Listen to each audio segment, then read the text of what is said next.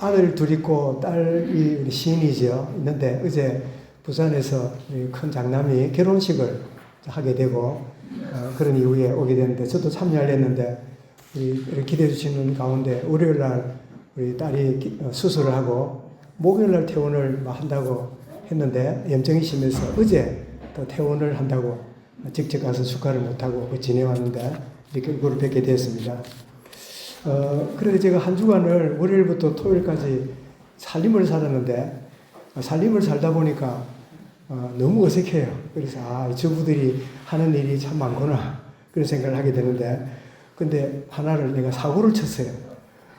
제가 아침마다 고구마를 이제 몇 조각을 먹는데 고구마를 삶는 거는 알아서 그 고구마를 삶는 위에 엉거리니까 그게 있잖아요. 밑에 물이 있길래 고구마를 이제 넣고 있는데 처음에 했더니 막 하얀 연기가 나요. 그래서 다 돼가는가 했더니 조금 있으니까 탄내가 나요. 밑에 물이 이제 다 달았는가 봐요. 그래서 빨리 물을 더 붓고 이래가지고 겨우 했더니 고구마를 먹는데 고구마를 삶았는데 군고구마 맛이 나요. 그래서 군고구마 맛이 나는구나. 근데 문제는 밑에 냄비가 새까맣게 탔는 게 지워지질 않아요. 아무리 그냥 세수지면가 해도 지워지지 않아요. 그래서 내가 이제 아내가 돌아와서 다른 거 내보니까 냄비가 바닥이 새까맣잖아요. 그랬더니 조금 있으니까 보라요. 보니까 바닥이 하얘요. 신기하다. 보니까 식초하고 베이킹 파우더를 넣어갖고 끓이니까 녹아나는가 봐요. 그거 보면서 오늘 우리가 예배하는 가운데 우리 심령이 여러 때가 묻어 있고 우리의 내면이 검은 것으로 참 불신앙과 여러 것으로 가득 찰지라도 예수의 피가 우리를 깨끗게 하실 수 있구나. 하나님 말씀이 우리를 거룩하게 할 수 있구나 하는 그런 원리를 일상 속에서 한번 확인해보는 그런 기회가 됐는데 나로서는 어쩔 줄 모르는 아무리 애를 써도 해결이 안 됐는데 이 원리를 아는 사람이 와서 해결하니까 깨끗하게 된 것처럼 오늘 이 우리의 내면의 심령도 성령의 피로 하나님의 말씀으로 새롭게 되는 축복을 참 누리는 그런 시간이 되어주시기 바랍니다. 우리는 현실 속에 살면서 이런 마음들을 가지고 살아갑니다. 좀 더 나아지고 거룩해지려고 몸부림치면서 살아갑니다. 내가 말을 잘못하면 회개하고 또 내가 뭘 조금만 실수하면 내가 왜 또 그렇지 이런 마음으로 살아갑니다. 그러면서 내가 거룩하고 뭔가 정결하게 살려고 하는 이 마음과는 달리 그렇지 못한 현실 때문에 자책에 빠지고 때로는 죄책감에 시달리는 내가 받은 구원이 크고 너무 놀라운데 나는 왜 이렇게 반복되고 잘내가 치유가 되지 않고 이래 되는가 이런 것 때문에 눌리기도 하지요. 그런데 여러분 하나님 말씀은 우리에게 이렇게 선포합니다. 하나님 우리를 너는 이미 거룩한 자라. 나의 아들의 피로 말미암아 모든 죄를 씻었고 미래에 지어질 죄까지도 내 모든 문제를 해결했다. 하나님은 우리를 보시고 거룩한 자로 의로운 자로 보고 계시는데 나는 나의 현실을 쳐다보고 나의 늘 반복되는 문제를 쳐다보고 나는 아직 덜 됐어. 여러분 이 마음을 갖고 있는 것은 옛 사람이 가져다주는 흔적이고 옛 사람에 속였던 이 사단이 우리를 끊임없이 정죄하고 고소하고 있는 그 결과입니다. 여러분 왜 우리가 이미 거룩한 자고 우리가 의롭게 된 자입니까? 요한복음 19장 30절에 주님 십자가에서 어떻게 해요? 내가 다 해결했다. 모든 죄를 다 없애버렸다. 라고 말씀하고 있고 히브리 10장 10절에 뭐라고요? 예수 그리스도께서 몸을 단번에 들이심으로 말미암아 우리가 거룩함을 얻었노라. 주님의 십자가로 말미암아 거룩해질 게 아니라 이미 우리는 거룩함을 얻었어요. 아멘. 이거 히브리 10장 10절이 말씀합니다. 또 잘 아는 우리 말씀 고린도서 5장 17절이 뭐죠? 누구든지 그리스도 안에 있으면 새로운 피조물이라. 이 새로운 피조물이라 이 말은 새 사람, 거룩한 존재 이런 뜻입니다. 이전 것은 지나갔으니 보라 새 것이 되었도다. 우리가 힘들어하고 죄책감에 시달린 뭐죠? 이전 것 붙잡고 지나간 것 쳐다보고 지금 내가 힘들어하고 있는 그런 모습이지요. 이전 것은 지나갔으니 보라 새 것이 되었도다. 우리가 의롭게 되는 것은, 우리가 거룩한 것은 우리의 행위가 아니라 아들의 피가 우리를 거룩하게 했다. 여러분, 이 사실을 알게 되면 그러면 아무 때나 살아도 된다 말이네. 나는 거룩한 존재니까 아무렇게나 살아도 돼? 라고 말하는. 그래서 우리 지난주에 로마서 6장 1절에 뭐라고요? 우리가 은혜에 가하려고 죄를 더 짓겠느냐? 그럴 수 없느니라. 새 생명 가진 자는 죄 지어도 되네. 거룩해졌으니까 문제 안 되네. 아무것도 걸림돌이 없네. 그럴 수 없느니라. 지난날만 해도 억울한데 그럴 수 없느니라 말씀하지요. 오늘 예배에 나온 우리가 어떤 문제가 있을지라도 주의 보혈의 십자가로 말미암아 나를 정결케 하시고 나를 회복시키시는 이 은혜가 이미 내게 주어졌다. 이 사실이 마음에 확인되는 예배의 시간이 될 수 있기 바랍니다. 오늘 본문은 여러분 창세기가 구약의 첫 성경이잖아요.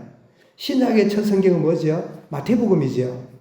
그래서 우리 창세기를 한 2년 가까이 말씀을 나누고 지난주 부활주일 지나고 이제는 마태복음을 살피게 되겠는데, 이런 마태복음이 신약 제일 앞자리에 있는 이유가 뭘까요? 여러분 성경을 보면 연대별로 이렇게 순서를 맞추기도 하고요. 주제별로 맞추기도 하고 이러는데 마태복음보다 먼저 기록된 게 마가복음입니다. 마가복음이 제일 먼저 기록됐기 때문에 마가복음이 제일 앞에 나와야 되는데 구태여 마태복음이 앞에 나와 있어요. 이유가 있습니다. 왜냐하면 마태복음은 구약이 말라기로 끝나잖아요. 그리고 400년이라는 그 긴 암흑기가 있고 나서 그리고는 마태복음이 이제 기록이 되는데, 그 400년 동안 선지자도 없고 예언도 없고 계시도 없는 어두운 시대에 이 마태가 마태복음을 기록하면서 그 성경을 마태복음을 기록하는데 뭐를 연관해서요? 구약과 연관해서 기록하는 성경이 마태복음입니다. 마가나 누가나 요한은 구약을 그렇게 인용을 많이 안 해요. 유일하게 마태복음은 구약을 직간접적으로 90 내지 100회 정도를 인용하는, 그 마태복음이 28장까지 되어 있잖아요.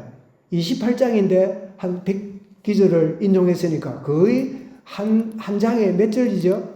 한 서너 절 정도를 인용할 만큼 구약에 나타나 있는 그 말씀이, 기록된 말씀이 이렇게 이루어졌느니라. 이렇게 연관하는 것을 알리기 때문에 마태복음이 구약과 가장 연관되는 자리에 있는 게 맞구나. 그렇게 우리가 이해할 수 있습니다. 그리고 족보를 이렇게 기록을 하고 있는데 족장들이 나오고 왕들의 계보들이 나오는데, 이 나오고 있는 것을 보여주면서 주님이 갑자기 오신 게 아니라 이렇게 예언된 대로 많은 믿음의 선조들과 또 왕들의 그 계보 가운데 우리에게 오셨구나. 그런데 끝절에 보니까 언제부터 언제까지가 14대고 언제부터 언제부터가 14대고 뭐부터가 14대다. 그 14대라고 하는 말을 3번을 반복합니다. 14는 완전수 7 곱하기 2예요. 7이 2번 되면 14잖아요. 그런데 사실은 우리 구약에 보면 그러면 14대, 14대, 14대니까 합치면 몇 대입니까? 42대입니까? 그러면 아브라함부터 시작해서 예수님까지 42대냐면 그렇지 않아요. 더 많은 사람들이 있어요. 그런데 왜 구태여 7의 배수인 14대를 말하는가 할 때 거룩을 의미하는, 유대인들이 가장 좋아하는 이 완전수 7을 가지고 마태복음을 쓰므로 유대인들이 자기들이 갖고 있는 그들의 성향에 맞는 것을 줌으로 잘 받아들이는. 그래서 우리가 전도할 때도 불신자 전도할 때 뭐 이런저런 얘기를 하다가 저는 불신자 전도할 때 가끔 그런 이야기는 말합니다. 당신을 보니까 예수 믿을 팔자 같다고. 나는 그런 이야기는 옛날에 못했어요. 그런데 불신자들은 무슨 이야기 좋아해요? 무슨 팔자라는 이야기를요 잘 알아들어요. 예수 믿을 팔자라고. 예수 믿을 팔자 같다 이러면 그래요. 내가 예수 믿을 팔자 같아요. 이 속에는 뭐죠? 영생지식으로 작정된지는 모르겠다. 이런 뜻이죠. 내가 말하고 하자는 거는 이렇게 유대인들에게 족보를 이야기하므로 예수님이 이 유대 믿음의 족장들과 왕들의 계보를 이어서 오셨다는 것. 그리고 구약을 잘 아는 유대인들을 대상해서 쓴 복음서가 이 마태복음입니다. 그래서 증거를 보면 마태 15장 24절에 보면 나는 이스라엘 집에 잃어버린 자들에게 내가 보냄을 받았다. 유대인들의 구원을 주님이 말씀하고 있지요. 또 18장 10절에도 내가 잃어버린 양들을 99마리보다 잃어버린 한 마리 양을 내가 찾으러 왔다. 이것도 유대인들을 두고 하는 말씀입니다. 그래서 이 유대인들이 이 마태복음을 읽을 때 구약을 많이 인용하고 또 자기들이 잘 쓰고 있는 그런 내용들을 이야기해 주니까 손쉽게 받아들일 수 있겠지요. 그리고 마태복음이 여러분 기록된 제일 앞자리에 있는 그 이유는 어느 성경보다 예수님이 그리스도이심을 드러내는 그 내용이 마태복음에 있기 때문입니다. 우리 잘 아는 대로 뭐지요? 마태 16장 16절에 베드로가 이걸 깨닫고 뭐라 그럽니까? 주는 그리스도시여 살아계신 하나님의 아들이십니다. 여기 신약의 그리스도란 말은 구약의 메시아란 말과 똑같지요. 구약에 있는 모든 성도들이 누구를 기다렸지요? 메시아를 기다렸잖아요. 히브리어는 메시아고 신약 헬라어는 그리스도인데 그토록 유대인들이 기다려왔던 그 메시아가 이 예수요. 이 예수가 메시아 그리스도다 하는 것을 마태복음이 알려주고 있는 거지요. 그래서 이런 마태복음은 유대인들을 복음하기 위한 이 복음서이기도 한데 주님은 십자가에서도 달리셔서 그들을 위한 중보기도를 했습니다. 누가복음 23장 4절에 보니까 뭐라고요? 그 예수님이 십자가 달렸을 때 유대인들이 막 비난하면서 너가 하나님의 아들이거든 뛰어내려 봐라. 자기도 구원 못하면서 우리를 구원한다고 막 조롱합니다. 그때 주님이 누가복음 13장 34절 뭐라고요? 주여 저들의 죄를 용서하옵소서. 자기들이 무슨 이야기를 하는지는 모르고 있습니다. 이렇게 중보의 기도의 대상이 되어 있는 유대인들. 여러분 사도행전 7장 20절에도 스데반이 그 종교인들 유대인들이 던지는 돌에 맞아 죽어가면서 고백했던 기도지요. 뭐라고 기도합니까? 아버지여 저들의 죄를 용서하옵소서. 자기들이 하는 것을 모르고 있습니다. 이 기도가 누구에게 응답이 되지요? 돌 던지는 사람 옷을 지키고 있던 사울이 그 기도를 들었어요. 막 그때만 해도 뭐 택도 없는 소리 하는구나 그랬겠지요. 그런데 부활의 주님을 만난 이후에 바울은 아마 평생에 스데반이 돌에 맞아 죽어가는 그 모습을 바울은 잊을 수 없을 거예요. 과연 예수가 누구길래 그 이름 때문에 제 십자가에 돌에 맞아 죽는 이런 비참한 걸 기꺼이 받아들이는데 성경에 보니까 그 얼굴이 무슨 얼굴 같다고요? 응? 오늘 우리 세임이가 와서 반갑네요. 그 얼굴이 어땠대요? 1번 마귀 같았더라. 2번 모른다. 3번 천사 같더라. 성경이 뭐라 했어요? 천사같이 빛났댔지요. 아니 돌에 맞아 죽어가는 억울한 사람이 원통하게 죽어가야 되는데 뭐라고요? 천사처럼 빛나는. 여러분 하나님의 사람들은 죽으면 끝이 아닙니다. 고대하고 바라는 소망의 시간, 하나님의 영광의 문고리를 잡아 당기는 시간이 죽음이니까 그 얼굴이 천사처럼 빛나는 거죠. 자, 이렇게 마태복음의 앞자리에 있는 이유가 있는 거죠. 자, 그런데 족보를 통해서 쭉 살펴보는 중에 보면 이방 구원을 향한 하나님의 마음이 담겨 있음을 보게 됩니다. 여러분 족보 그러면 우리 한국에서 자, 요즘은 그 딸들도 족보에 올라간답니다. 근데 얼마 전까지는 딸들은 족보에 올라가지를 못했어요. 여러분 아시지요? 그 아들들만 올렸잖아요. 그게 벌써 한 100년 뭡니까? 한 몇십 년 전까지도 그랬다고요. 그런데 지금으로 2000년 전인데 이 족보를 기록하는데 놀랍게도 당시에 무시당했던 여성들이 족보에 들어갑니다. 이건 일반 족보가 아니에요. 감히 여성이 들어갈 수 없는 그런 자리인데 그 이름이 누굽니까? 다말, 라합, 룻, 바세바. 여러분 다 여인들이 비정상적인 결혼을 경험한 여인들입니다. 다말이 누굽니까? 시아버지 유다에게 자녀를 놓게 되는 참 입에 담기 어려운 그런 그 상황이 다말이었잖아요. 물론 언약적인 관점에서 그렇게 했습니다마는 라합이 또 누굽니까? 라합은 여리고에 술 파는 기생이었잖아요. 그랬던 라합이 믿음으로 들어와서 나중에 보아스를 만나고 보아스를 만나서 누구를 넣고요? 살몬을 넣고 살몬이 누구를 낳아요? 이새를 넣고 이새가 누구예요? 다윗 왕을 넣고 이런 참 대회에 들어가잖아요. 그리고 룻이 누굽니까? 모압 지역에 있는 이방 여자 있잖아요. 보아스를 이 나오미를 따라가지고 왔던 여인이 바로 룻이잖아요. 바세바가 또 누굽니까?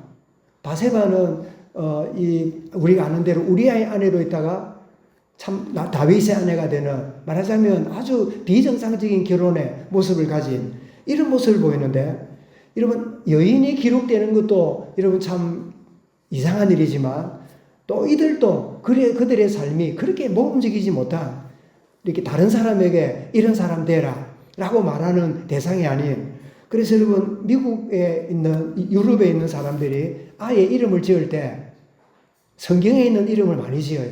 뭐 다윗이라든지 요한이라든지 뭐 폴, 바울이라든지 이렇게 짓는데, 저는 다말이라고 이름 지은 거 못 들어봤어요. 이름을 라합이라고 이름 지은 거 못 봤어요. 룻이라고 이름을 지은 거 못 들어봤어요. 그리고 바세바라고 하는 이름을 들은 적이 없어요. 왜요? 그렇게 닮을 인물이 아니니까. 그러나 복음적으로 보면 이들은 너무나 소중한 자리에 들어왔는데, 이게 뭐죠? 이들이 이런 고에 들어간 것은 이것이 은혜의 복음이 무엇인가를 족보가 우리에게 알려주는 거예요. 세상적으로 보거나 인간적으로 보면 모범적이 되거나 닮고 싶지 않는 모습이지만, 그러나 복음 안에서 뭐라고요? 모든 민족, 어떤 인생도, 모든 종교를, 어떤 종교 가진 사람도 다 하나님의 구원의 자리에 들어올 수 있다. 이것을 족보를 통해서 우리에게 알려주는데, 마태의 18장 29절에 뭐라고요? 너희는 모든 민족을 제자를 삼아. 여러분, 제가 마태복음이 유대인들을 위한 것이라고 했잖아요. 그런데 역설적으로 마태복음은 이방 구원을 이런 강조하는 또 다른 내용을 가진 성경이 마태복음입니다. 그래서 유대인들의 복음화와 이방인 복음화에 이 두 내용이 잘 강조되고 있는 것인데, 오늘 족보에서 이것이 나오지요. 어떤 가운데 있을지라도 하나님은 구원의 자리로 인도하신다. 이러면 이사야 55장 1절에 그랬죠. 모든 목마른 자들아 물러나오라. 돈 없는 자도 오라. 너희가 와서 사 먹되 돈 없이 값 없이 와서 포도주와 젖을 사라. 어떤 인생도, 이런 많은 사람들은요, 나는 교회 안 가, 예수 안 믿어 하고 우습게 보는 사람도 있지만요, 많은 경우에 나 같은 사람 교회 간다고, 나 같은 사람 구원받는다고, 나 같은 사람 예수 믿고 천국 간다고, 나 같은 사람 그래 갈 수 없어 라고 차책에 빠져있는 사람도 많아요. 그래서 주님 뭐라고요? 누구든지 와서 돈 없이 값 없이 와서 이 구원을 받아라, 이 표현을 하고 있는 거지요. 그러면 3절에서 말씀합니다. 너희는 귀를 기울이고 내게로 나와 들으라. 그리하면 너희 영혼이 살리라. 너희 영혼이 살리라. 하나님 말씀 복음을 들으면 그 마음에 변화가 일어난다, 그 말씀이죠. 그래서 주님 뭐라고 말씀합니까? 마태 11장 28절에 수고하고 무거운 짐진 자들아 다 내게로 오라.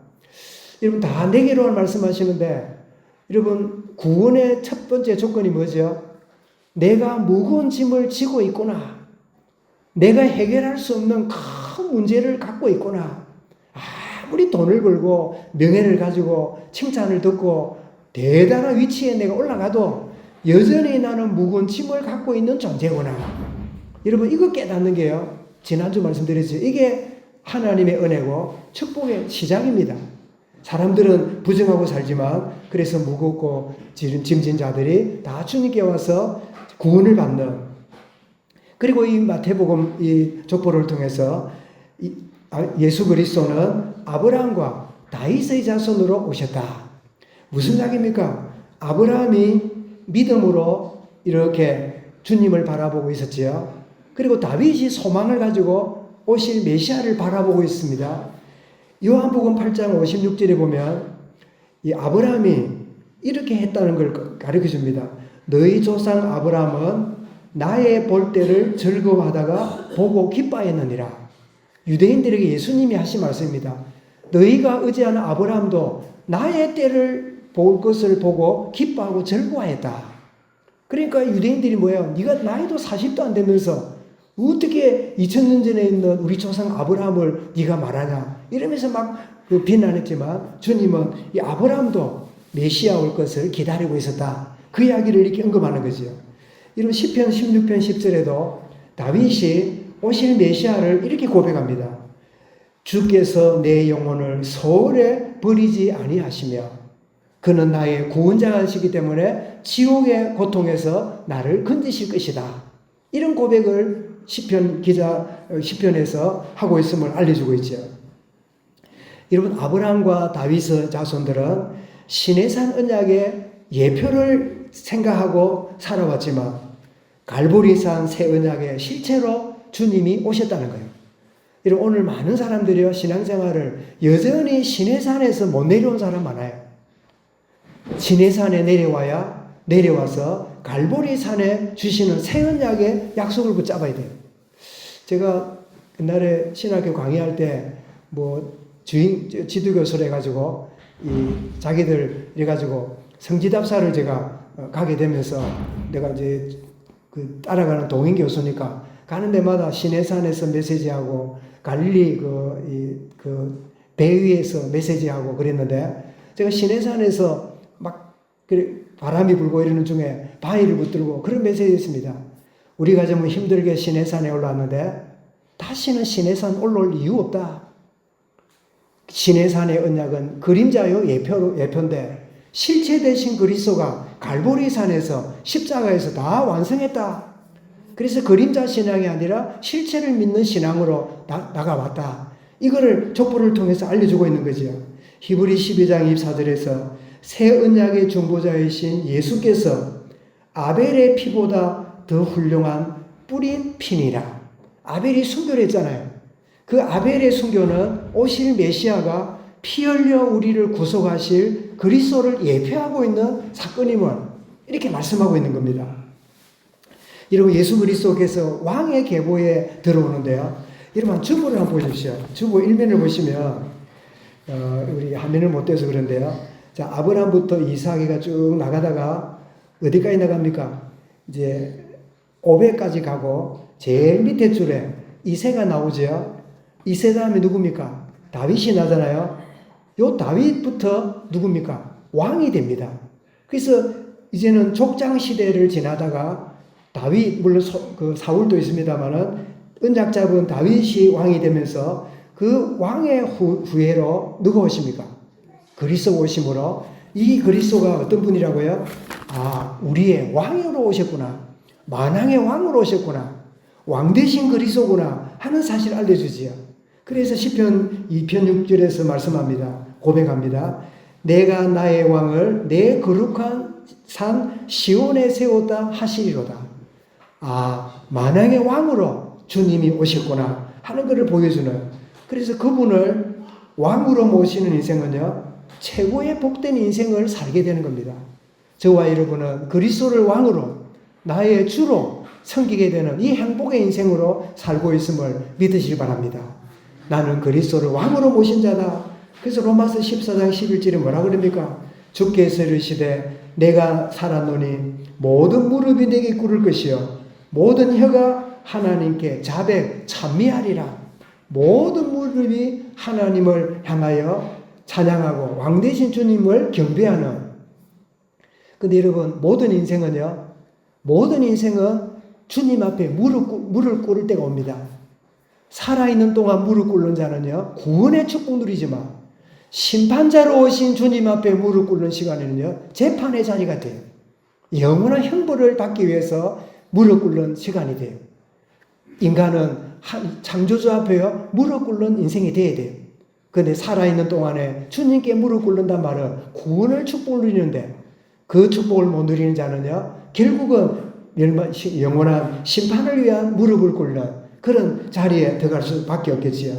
빌립보 2장 10절도 이렇게 말씀합니다. 하늘에 있는 자들과 땅에 있는 자들과 땅 아래에 있는 자들로 모든 무릎을 예수의 이름에 꿇게 하시고 살아서 꿇는 자는 구원과 영생의 자리로 나중에 주님 재림하여 구원받지 못한 자의 무릎 꿇는 것은 영원한 행불로 들어가는 무릎 꿇는 그런 인생이 될 것인데 우리가 주님 앞에 무릎 꿇는 정말 이 축복을 누리고 있는 게 얼마나 감사합니까? 그래서 예수 그리스도가 만왕의 왕이심을 알고 경배하고 무릎 꿇는 자를 신명기 33장 29절에서 뭐라고요? 이스라엘아 너는 행복자로다. 진리만을 위해 성도 여러분은 행복자입니다. 왜냐하니까 왕 되신 그분에게 구원의 축복을 누리는 무릎 꿇는 인생으로 살기 때문에 그래서 우리는 주님께 무릎 꿇는다는 말은 무슨 이야기입니까? 주님의 말씀에 순종하는 거지요. 때때로 여러분 내가 생각하는 것하고 또 내가 달리 주님이 원하시는 것하고 충돌될 때가 있지요. 그죠? 내 자아와 말씀이 충돌될 때가 있지요. 근데 대부분은요 내 자아대로 택하고 살아가요. 대부분은. 그런데 진정으로 내 자아를 내려놓고 주님 말씀을 선택하고 순종으로 나아갈 때 그걸 보고 뭐라 그래요? 그거를 무릎 꿇는다는 거예요. 여러분 에스겔서에 보면 물이 이렇게 흐르는데 그 성전 동편에서 물이 흘러나오는데 물이 처음에는 어떻게 해요? 발목을 찰랑거리고 그 다음 어디에요? 무릎까지 차고 그 다음 어디에요? 허리까지 차고 그 다음 어디에요? 발이 땅에 안 될 만큼 물이 내 몸을 띄워요. 이 상태가 뭐라고요? 영적 수준입니다. 말씀을 받고 은혜를 받습니다.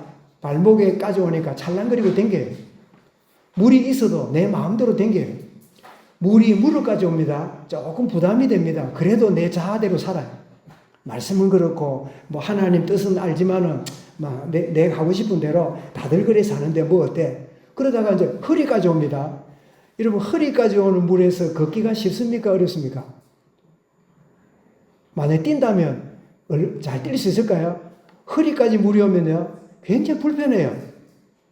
다니기 쉽지 않아요. 그래도 내 자아대로요 배를 썩 내가 댕겨요. 나는 내 마음대로 살 거야.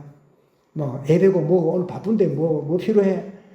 내 뜻대로 살 거야. 배를 내밀고 살아요. 우리 그러잖아요. 사람 거만한 사람 보고 배를 내밀고 산다고. 그러다 어느 날 못까지 옵니다. 못까지 오면 어찌 돼요? 못까지 오는데도요 내 자아로도 살아요. 죽었으면 죽었지 내 뜻대로 할 거야. 나는 필요 없어. 나는 내 원하는 대로 살 거야. 그런데 물이 가득 차니까요 발이 땅에 안 닿아요. 그러니까 이제 물이 나를 이끌어가요. 물이 나를 지배해요. 이게 뭐예요? 이게 성령 충만이라. 이런 자아 충만은요 무릎까지 오고 발목까지 오고 허리까지 오고 내 뜻대로 사는 인생이라. 근데 물이 가득 차버리니까 더 이상 내 힘으로 살 수가 없어요. 물이 가는 대로 가야 돼요. 그런데 우리 인생이 망할까요? 여러분 진정으로 주님께 무릎 꿇는 자가 뭐라고요? 순종의 인생인 것을 우리가 알게 되지요. 그래서 오늘 말씀 제목을 아브라함과 다윗의 자손으로 오신 예수 그리스도 이렇게 제목을 잡았지만 실제 제목은 나는 무엇 때문에 행복한가? 나는 무엇 때문에 행복한가? 그리스도와 관계된 이것이 있다면 이렇게 말하겠죠. 이런 구원받는 순간에 내 자신이 복의 통로가 되었다는 이 어마어마한 정체성이요. 내가 너무 행복한 존재예요. 우리는 나만을 위해 살아오는 인생이었는데 주님 만나고 나니까 주님이 나를 위하여 아낌없이 십자가의 피와 살을 찢으시고 참 이렇게 주셨던 사랑을 알고 나니까 내 삶이 복을 받고 누리고 사는 인생으로 끝나는 게 아니라 내가 뭐예요? 복의 통로예요. 안 그래도 월요일 날 좀 갔다가 왔다 갔다 하면 될 줄 알았더니 우리 아내가 일주일 내도록 있게 되니까 이제 불편했을 거 아니에요. 다른 침대에 누워있고 밑에 조그마한 보조 침대에 누워있으니까 그런데 다행히 친구도 오고 직장 동료도 오고 딸 가운데 이랬는데 보니까 우리 딸은 창원시 관련된 데 근무하고 있는데 이 경상남도 관련된 곳에 있는 한 형제가 이제 와서 위로한다 이랬는데 이 친구에게 우리 아내가 이제 복음을 전하는데 예수님 어디 계시냐 이러니까 아주 하나님 보좌에 계신대요. 좀 비웃습니다. 그죠? 그런데 하나님 보좌에 있을 뿐이지 어떻게 해요? 내 안에 계시지 않는 거야. 그래서 복음을 전했더니 이 친구가 예수님을 구주로 영접했어요. 그 아내가 그래요. 아, 이게 바로 하나님의 뜻이 하늘에 있는 것처럼 땅에서 딸이 어려움을 당하고 병원에 입원하고 이런 과정을 통해서 하나님 자신의 뜻을 이루시는구나 라고 우리 아내가 그렇게 간증을 하길래, 그러면 그렇지, 우리는 때때로 무슨 문제가 오면 이거 해결하려고 왜 내가 이 문제에 빠져 있는지 이거 빨리 끝내야 저거 할 건데, 이거 끝내야 저게 하는 게 아니라 하나님 말해요. 이거 하라고 네게 준 거야. 여기에서 하나님의 뜻과 계획이 있는 거야. 이거 빨리 끝내고 저거 하려지 말고 너는 또 그럴 거 아니야. 이거 끝내고 저거 하니까요. 이것도 붙잡고 뭐예요? 이거 아니라 또 저거 해야 돼. 늘 일 중심으로 살다 보니까 하나님의 계획과 뜻은 놓쳐버리고 달 허겁지겁 살아가는 그런 인생이 되고 마는 거지요. 구원받는 순간에 내가 구원받을 뿐 아니라 뭐라고요? 내가 복의 통로가 되었구나. 그래서 이 창세기 12장 2절에 뭐라고요?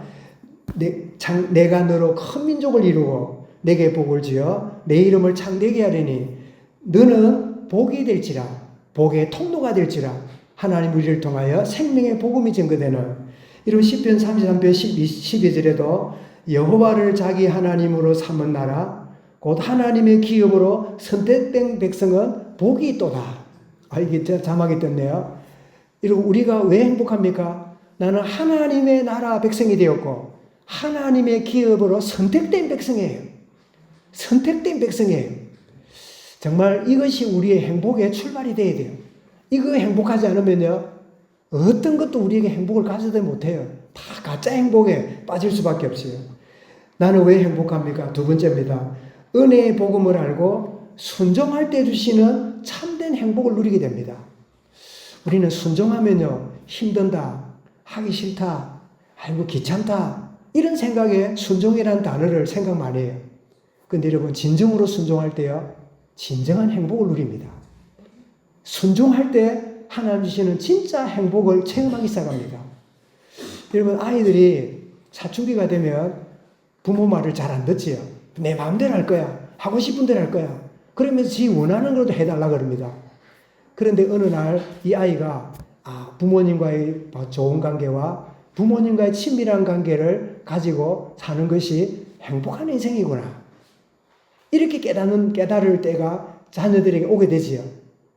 그때가 뭡니까? 철들었다고 말하지요. 순종은 어려운 게 아니라 순종 안 하고 사는 게 어려운 인생이에요. 불순종하고 사는 인생이기 때문에 어려운 거예요. 이런 순종은 자유하게 되고 행복을 누리는 축복을 누리게 되는 거죠. 그래서 여러분, 신명기 10장 13절에 내가 오늘 네 행복을 위하여 내게 명하는 여호와의 명령과 규례를 지킬 것, 순종한 게 아니냐, 너의 행복을 위하여. 하나님은 우리에게 행복을 누리라고 순종을 원하시지 괴롭히려고 순종을 주시는 게 아니에요. 여러분, 신명기 28장 2절에도 내가 내 하나님 여호와의 말씀을 청종하며, 이게 청종이라는 말은 순종이라는 뜻입니다. 이 모든 복이 내게 임하며 내게 이를 것이다. 하나님 주시는 참된 말씀을 순종하게 될 때 참된 행복과 복을 누리는구나.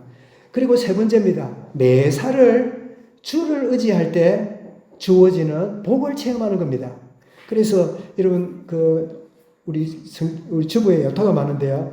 우리 마태복음 4장이 아니라 5장을 한번 보시면요, 말씀을 보면 3절부터 12절까지 이렇게 여러분 잘 아는 말씀인데, 3절이 뭐죠? 심령이 가난한 자는 복이 있나니, 다른 번역은 심령이 가난한 자는 행복하도다, 이렇게 번역되어 있어요.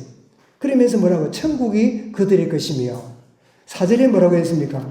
애통하는 자는 복이 있나니 애통하는 자는 행복합니다. 그게 뭐죠? 그들이 위로를 받을 것이며, 그리고 5절에서는 뭐라고 말씀합니까? 온유한 자는 복이 있나니 온유한 자는 행복합니다. 그래서 뭐라고요? 땅을 기업으로 받을 것이며, 6절에 가서는요, 의에 줄이고 목마른 자는 복이 있나니, 이 말은 그들은 행복하자. 그러면서 그들이 뭐라고요? 배부를 것이며, 또 7절에는 긍휼히 여기는 자는 복이 있나니 긍휼히 여기는 자는 행복한 자입니다. 그들이 긍휼히 여김을 받을 것이며, 그리고 8절에서 뭐라고? 마음이 청결한 자는 행복한 자입니다. 그러면서 그들이 하나님을 볼 것이요. 화평케 하는 자는 복이 있나니 행복한데 그들이 하나님의 아들이라 일컬음을 받을 것이다. 10절에 뭐라고요?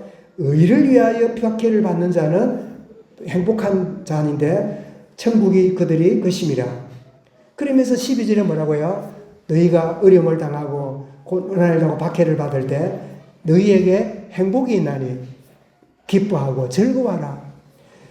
심령이 가난한 자는 복이 있나니 심령이 가난한 자는 행복하나니. 이렇게 복이 있나니가 사실은 행복한 사람이다. 이렇게 번역되었으면 더 쉽게 다가올 건데 표현이 그렇습니다.